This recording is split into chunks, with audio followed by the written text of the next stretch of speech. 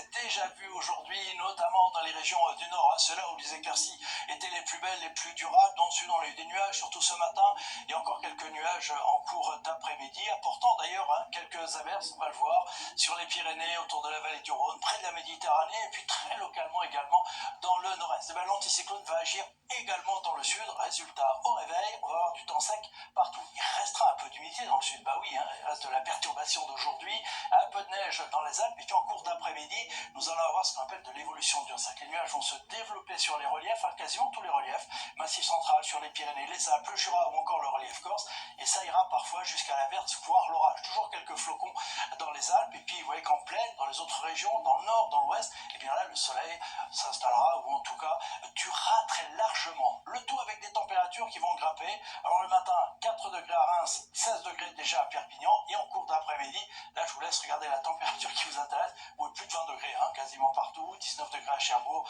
mais 24 degrés à Rouen, à Bordeaux, à Lyon, ou encore du côté de Nîmes. Oui, on est largement au-dessus des moyennes de saison, et ça va continuer. Regardez la journée de mardi, avec la même chose, ces orages, c'est en cours d'après-midi, principalement sur le relief. Retenez surtout le temps sec, ensoleillé et chaud, 24 degrés de moyenne au nord comme au sud. C'est la même chose pour la journée de mercredi, quelques averses en montagne, il fera encore plus chaud.